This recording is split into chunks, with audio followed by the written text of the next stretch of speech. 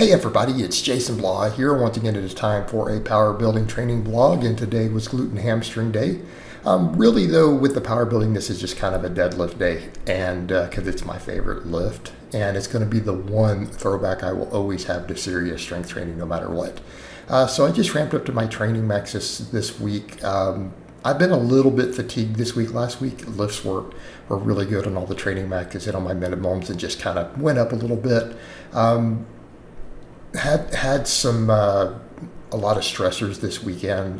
My sleep got a little disoriented, so I'm playing catch up on the recovery. Plus, I'm starting to tighten up further on the diet so I can keep getting leaner. So some things that I have to think about there. Yeah, the recovery is a little bit hard doing even the 5-day-a-week training. So the training max has had to be kind of dialed in a little bit this week. I just stopped at the 500, and my point with that is those are my minimums. You know, I always say that when I do these training maxes, I have these numbers and I need to hit them every week. And if that's all I get, that's okay. Okay. If we get them, that's okay. We can just stop there and then just focus on hypertrophy. And that's exactly what I'm doing kind of this week so far. So I stopped at a 315 bench, stopped at a 500 deadlift.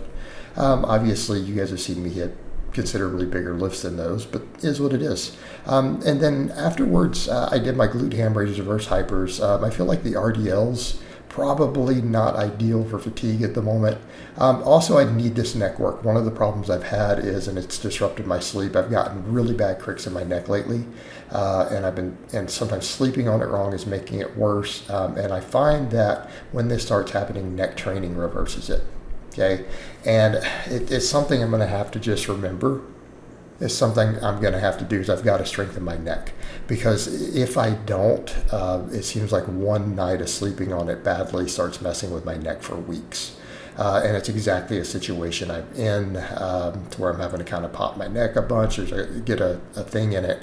And if I just strengthen my neck, it fixes it. You know, people will say things, well, why can't we do this? Why couldn't you just, chiropractors or whatever? And it's like, if you just strengthen these areas, it resolves these problems though. Like, we have these problems because we have muscle weaknesses.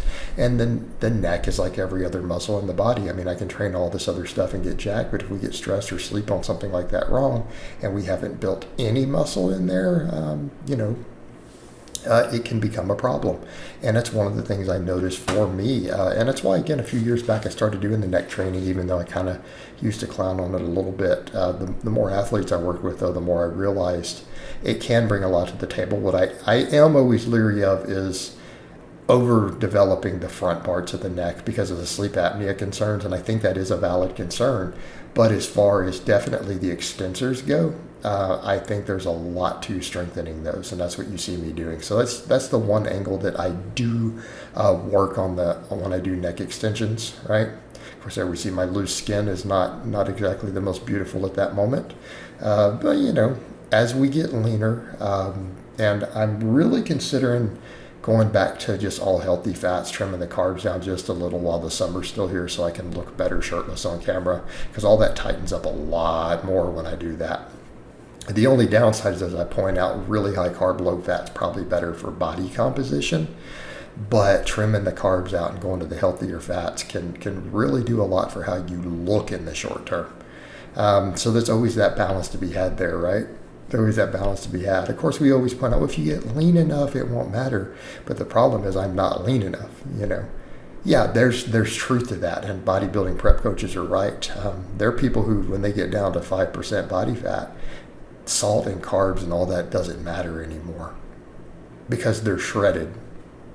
They're going to look shredded even when they eat those things. And if anything, they look fuller. But if you're not at that point, you guys see where I'm going, that stuff matters a little bit more. So it's just something to consider and think about with all of it. So on these, I did somewhere between 12 and 15 reps on the neck extensions.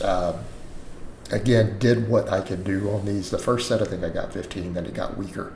So I just did those between my sets of glute ham raises. On the glute ham raises, I lose strength quickly on those. That's one of the things I notice. I literally go from 12 reps down to about 7, hitting muscle failure as I go through the sets. That's an exercise that I lose strength on. A lot of my lifts, I can maintain strength. I can do almost 3 sets to failure, barely lose a rep. That is not one of them.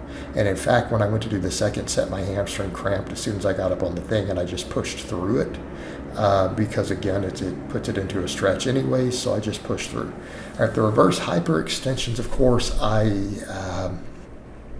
when I did these, I wanted to work on just going really slow, really controlled. I'm trying to use the smallest weight possible in this so that I'm not having to load and unload plates. I can just leave it there, realizing that I get just as good of a training effect on this if I go crazy light. But then I can leave it loaded light so I can do leg extensions on my lower day. So it really, in a way, it kind of works out. And here's the thing with the reverse hyper. People will ask me, which do you think is better, to go really heavy or to go the really light and super controlled? I don't really know. I have done it both ways. I've had clients do it both ways. And I can't say for certain which one produces better results. But what I can tell you is that pushing it hard and doing the reverse hypers does produce results. Now, as to which protocol and method is going to be best, I don't have any objective data. I've never been able to determine that. So if we're just going to be forthright here and no BS, right? I don't know what the answer is as to which one is better for myself, for you. But what I will say, you need to do one of them, right? You need to do one of them. The exercise brings so much to the table.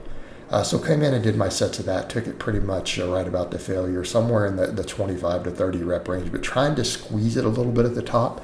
Now, before people go, well, you really aren't, but you almost can't. It's those roller bearings. So even when you go controlled like this, instead of loading 500-600 pounds up on it, trying to squeeze it at the top on those bearings is just, it's almost undoable, right? It just is what it is. But this exercise, again, bulletproofs your low back.